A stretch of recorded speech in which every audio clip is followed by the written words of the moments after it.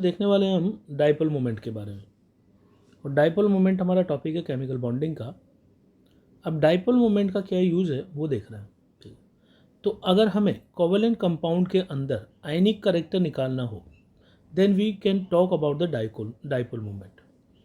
तो covalent compounds में ionic character अगर हमें मेजर करना हो then dipole moment concept is used. ठीक है, तो ऐसा होता है कि हम ये बोल सकते हैं कि कोई भी कोवेलेंट कंपाउंड है, जैसे मैं एग्जांपल बात करता हूँ HCl is a covalent compound. Covalent compound इसलिए हम बोल रहे हैं क्योंकि इसके बीच में कोवेलेंट बॉन्ड है। तो कोई भी दुनिया में ऐसा कोई कंपाउंड नहीं है कि जिसमें आयनिक करेक्टर जो है वो जीरो हो, तो इसमें थोड़ा बहुत आयनिक करेक्टर होगा। ठीक है, अब वो आयनिक करेक्टर कितना होगा this can be measured by the dipole moment.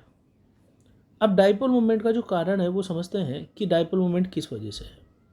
तो जो इसका बेसिक कॉज है वो है इलेक्ट्रोनेगेटिविटी डिफरेंस। तो जब भी दो एटम के बीच में इलेक्ट्रोनेगेटिविटी का डिफरेंस होगा उनके बीच में डाइपोल मोमेंट जनरेट होगा। जैसे फॉर द एग्जांपल हम HCl की बात करते हैं तो इलेक्ट्रोनेगेटिविटी जो है वो हाइड्रोजन की 2.1 होती है, क्लोरीन की 3.0 होती है। ये जो डिफरेंस है इलेक्ट्रोनेगेटिविटी का, इस डिफरेंस की वजह से इसमें डाइपोल मोमेंट जनरेट होता है। ठीक है, अब डाइपोल मोमेंट कैसे जनरेट होता है ये देख रहे हैं। ऐसा होता है कि जो इलेक्ट्रॉन शेयर्ड होते हैं, शेयर्ड बॉन्डेड इलेक्ट्रॉन जो होते हैं उन पे ज़्यादा अट्रैक्शन लगता है मोर इलेक्ट्रोनेगेटिव एटम का। So they are attracted more by more electronegative atom. और जब उन पर अट्रैक्शन ज़्यादा लगेगा तो उससे क्या होगा कि जिस एटम ने इलेक्ट्रॉन को अपनी ओर खींचा हुआ है उसके लिए हम कह सकते हैं कि इट एक्वायर्स नेगेटिव चार्ज, जबकि जो दूसरा एटम होगा वो पॉजिटिव चार्ज एक्वायर कर लेगा। जब ये नेगेटिव और पॉजिटिव चार्ज आ जाते हैं then we can say the polarity has been introduce in the molecule. यानी कि ऐसा होगा कि जैसे हमने बात किया HCl की इलेक्ट्रोनेगेटिव डिफरेंस था, अब इसकी इलेक्ट्रोनेगेटिविटी ज़्यादा है क्लोरीन की 2.1 हाइड्रोजन से। तो ये इलेक्ट्रॉन जो है these are the two electrons, ये कहलाते हैं हमारे शेयर्ड इलेक्ट्रॉन। अब ऐसा होता है कि हाइड्रोजन भी इनको अपनी ओर खींच रहा है और क्लोरीन भी इनको अपनी ओर खींच रहा है, लेकिन चूँकि ज़्यादा इलेक्ट्रोनेगेटिविटी क्लोरीन की है तो ज़्यादा फोर्स से क्लोरीन इनको अपनी ओर खींचेगा और इस वजह से क्लोरीन पे पार्शियल नेगेटिव चार्ज डेवलप हो जाएगा और रिमेनिंग हाइड्रोजन पे पार्शियल पॉजिटिव चार्ज डेवलप हो जाएगा। तो मैं कह सकता हूँ कि यहाँ पॉजिटिव चार्ज और यहाँ नेगेटिव चार्ज आया है, इसी को हम बोलते हैं कि bond polarity has been introduce. और पोलैरिटी का आना ही हमें बोलते हैं कि अब इसमें परसेंट आयनिक करेक्टर आ चुका है और इसमें डाइपोल मोमेंट भी जनरेट हो चुका है। आगे बढ़ते हैं। तो हमने देखा इलेक्ट्रोनेगेटिव डिफरेंस की वजह से पोलैरिटी आती है मॉलिक्यूल में और उसी वजह से डाइपोल मोमेंट मॉलिक्यूल में जनरेट हो जाता है। अब डाइपोल मोमेंट जब जनरेट होगा तो उसी के कारण कंपाउंड में आयनिक करेक्टर भी आ जाता है। यानी जैसे हम बोल रहे हैं कि इलेक्ट्रोनेगेटिविटी हाइड्रोजन की कम थी तो ज़्यादा अट्रैक्ट किया क्लोरीन ने, इस पर पार्शियल नेगेटिव, हाइड्रोजन पर पार्शियल पॉजिटिव। अब ऐसा होता है कि जब भी दो अपोजिट चार्जेस एक सर्टेन डिस्टेंस r पर होते हैं, ठीक है, या d बोल दूँ मैं इसे, तो इसके बीच में डाइपोल मोमेंट का फार्मूला है q मल्टीप्लाइड बाई d। जो q है ये रिप्रेजेंट करता है चार्ज को और d रिप्रेजेंट करता है डिस्टेंस बिटवीन टू चार्जेस। अब यहाँ पे जब हम केमिस्ट्री में बात कर रहे हैं तो जो डाइपोल मोमेंट आता है कंपाउंड में वो बहुत ही कम मैग्नीट्यूड का आता है, इसलिए हमने एक बहुत छोटी यूनिट डिफाइन की हुई है dy, जिसको हम कैपिटल D से रिप्रेजेंट करेंगे और ये होता है 10 की पावर -18 ESU इंटू सेंटीमीटर।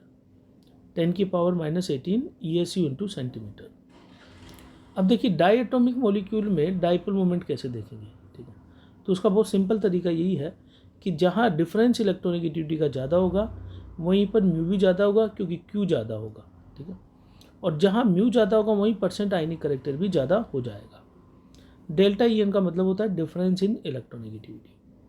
तो जैसे मैं एग्जांपल लेता हूँ HF और HCl में कंपैरिजन करें अगर हम, तो यहाँ पर hydrogen 2.1, chlorine 3.0, hydrogen 2.1 and fluorine 4.0।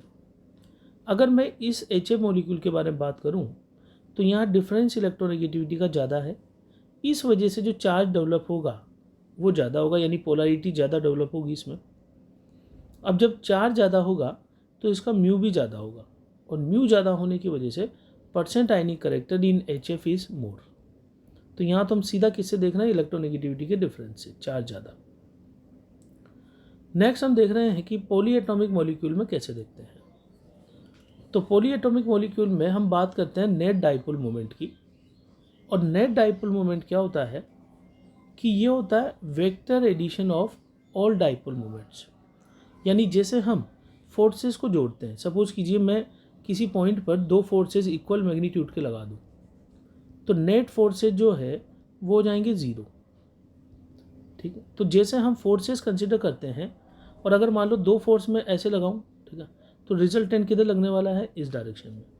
तो सिमिलरली अगर मैं डाइपोल मोमेंट देख रहा हूँ, तो यहाँ अगर दो अपोजिट डायरेक्शन में इक्वल डाइपोल मोमेंट होंगे तो नेट डाइपोल मोमेंट जो है वो जीरो हो जाएगा इस केस में। तो बिल्कुल फोर्स की तरह ही हम वेक्टर एडिशन करते हैं ऑल डाइपोल मोमेंट्स का। जैसे मैं एग्जांपल लेता हूँ BF3 मॉलिक्यूल।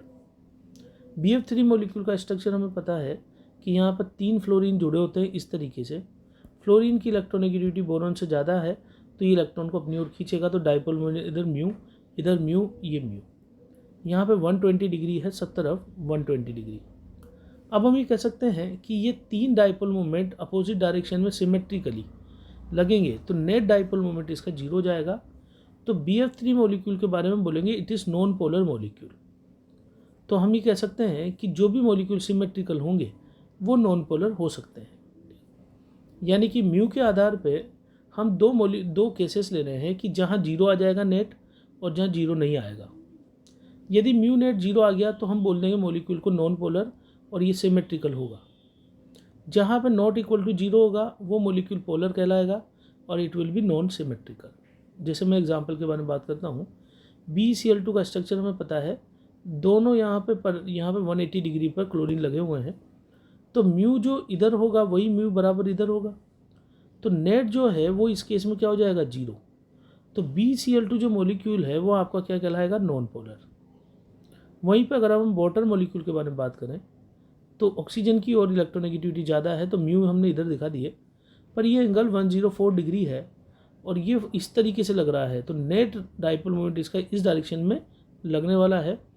तो net dipole moment non zero होगा, तो water is considered as a polar covalent molecule. तो हमने डाइपोल मोमेंट की सहायता से देखा कि अगर हमारे पास कोवेलेंट मॉलिक्यूल है तो कोवेलेंट मॉलिक्यूल हम दो कैटेगरी में बांटेंगे, एक तो होगा नॉन पोलर, ठीक है, और एक होगा पोलर। नॉन पोलर में बोलूँगा कि net dipole moment is zero और पोलर में बोलेंगे mu net not equal to zero.